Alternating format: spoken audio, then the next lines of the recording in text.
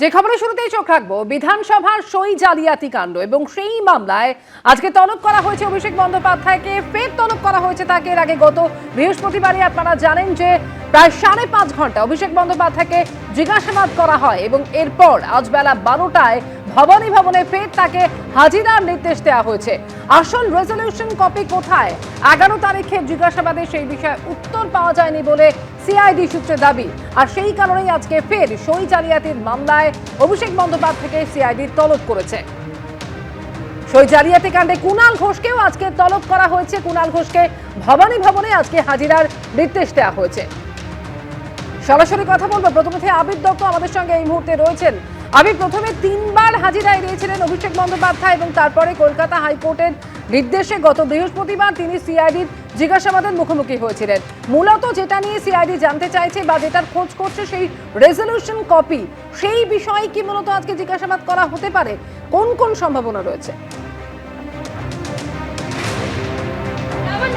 দেখো, এই সংক্রান্ত বিষয়ই কিন্তু জানতে চান সিআইডির আধিকারিকেরা, যে রেজলিউশন কপির সংক্রান্ত বিষয়ই অভিষেক বন্দ্যোপাধ্যায়কে তারা জিজ্ঞাসাবাদ করতে চান, এমনটাই জানা যাচ্ছে। এবং সেই জন্য আজকে তাকে ফের হাজির থাকতে বলা হয়েছে সিআইডি দপ্তরে ভবনে দুপুর 12টায়।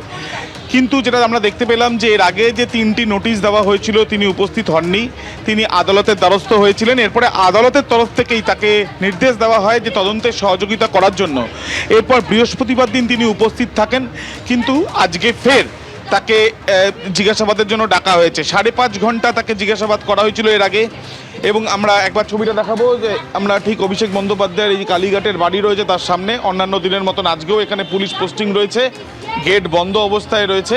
কিন্তু আজকে 12টার সময় কোর্টের অর্ডার মেনে তিনি উপস্থিত থাকেন কিনা সেটা যেমন একদিকে দেখার, দ্বিতীয়ত সিআইডির তরফ থেকে এই তদন্ত এগিয়ে নিয়ে যাওয়ার জন্য এর আগে বিভিন্ন জায়গায় তারা যান, নোটিশ দেন। বিধায়কদের জিজ্ঞাসাবাদের প্রক্রিয়াও একপ্রস্ত করা হয়েছে। কুণাল ঘোষকেও আজকে হাজির থাকতে বলা হয়েছে। এবং এই ক্ষেত্রে তারা বিভিন্ন জায়গা থেকে যে তথ্য পাচ্ছেন সেগুলোকে সামনে রেখে অভিষেক বন্দ্যোপাধ্যায়ের যেহেতু সই রয়েছে, অভিষেক বন্দ্যোপাধ্যায় কী বলছেন সেই বিষয়টা তাদের জানা জরুরি। এর আগেও তাকে জিজ্ঞাসাবাদ করা হয়েছে এবং তার সাথে সাথে আরও তথ্য প্রমাণ যেগুলো এই কদিনে তারা জোগাড় করেছেন সেগুলোর পরিপ্রেক্ষিতেও জিজ্ঞাসাবাদের প্রয়োজনীয়তা এই জন্যই রয়েছে, কারণ এই তদন্ত এগিয়ে নিয়ে যাওয়ার পরে কোর্টেও তাদেরকে এই রিপোর্ট পেশ করতে হবে।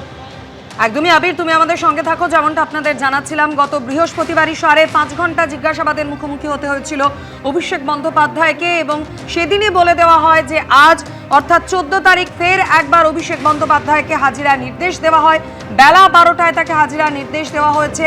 আজ কোন কোন প্রশ্নের সম্মুখীন তাকে হতে পারে বলে জানা যাচ্ছে, এখনো পর্যন্ত সেই দিকেই আমাদের নজর রয়েছে। তবে অভিষেক বন্দ্যোপাধ্যায়ের পাশাপাশি এই একই মামলার তদন্তে আজ কুণাল ঘোষ এবং মদন মিত্রকেও নোটিশ দিয়েছে সিআইডি। এই বিষয় নিয়ে বিস্তারিত জানতে কথা বলে নেব। আবির দত্ত আমাদের সঙ্গে রয়েছেন। আবির, অভিষেক বন্দ্যোপাধ্যায় এবং কুণাল ঘোষ তাদের হাজিরার নির্দেশ দেওয়া হয়েছে এবং এই একই ঘটনায় অর্থাৎ বিধায়কদের সই জালিয়াতি কাণ্ডে মদন মিত্রকেও নোটিশ দিয়েছে সিআইডি।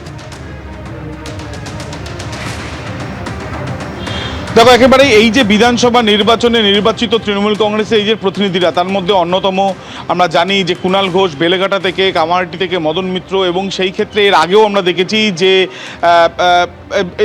দেখেছি ক্যানিং পূর্বের বিধায়ক, তাকে জিজ্ঞাসাবাদ করা হয়েছে। এবং অরূপ রায়, যিনি হাওড়ার বিধায়ক, হাওড়া মধ্যের বিধায়ক, তাকেও জিজ্ঞাসাবাদ করা হয়েছে।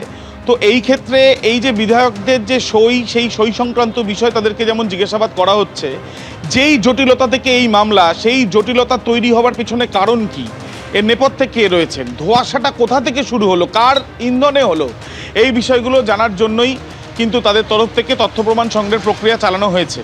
কিন্তু সেগুলো যত তথ্য প্রমাণ সামনে আসছে তত জিজ্ঞাসাবাদের প্রয়োজনীয়তাও বাড়ছে। এবং সেই ক্ষেত্রেই সিআইডি সূত্রে যেটা খবর যে ডাকা হয়েছে অভিষেক বন্দ্যোপাধ্যায়কে। একবার জিজ্ঞাসাবাদ করা হয়েছে 5.5 ঘন্টায় বৃহস্পতিবার দিন, আরও একবার আজকের তারিখ দেওয়া হয়েছে দুপুর 12টার মধ্যে তাকে উপস্থিত থাকতে বলা হয়েছে। একদিকে যেমন সিআইডির তরফ থেকে তাকে তলব করা হয়েছে, অন্যদিকে কলকাতা হাইকোর্টের তরফ থেকে বলা হয়েছে যে তদন্তে সহযোগিতা করতে। এখন এই দুটো বিষয়কে সামনে রেখে অভিষেক বন্দ্যোপাধ্যায়, যদিও তিনি এর আগে আমরা দেখেছি যে তিনি সহযোগিতার কথা বলেছেন, সহযোগিতা করবেন, এখন দেখার বিষয় দুপুর 12টার মধ্যে ভবনে অভিষেক বন্দ্যোপাধ্যায় তিনি উপস্থিত থাকেন কিনা। এবং এই যে তদন্তে যে জিজ্ঞাসাবাদ তাকে করা হবে বলে সিআইডির তরফ থেকে অপেক্ষা করা হচ্ছে, সেই ক্ষেত্রে তাকে জিজ্ঞাসাবাদ করে এই তদন্ত এগিয়ে নিয়ে যাওয়ার জন্য ফ্রুটফুল বিষয়গুলো তারা পান কিনা। ধন্যবাদ আবির। এবং আজকে নিয়ে পরপর 3 দিন 3টি পৃথক মামলায় অভিষেক বন্দ্যোপাধ্যায়কে ডেকে পাঠানো হয়েছে।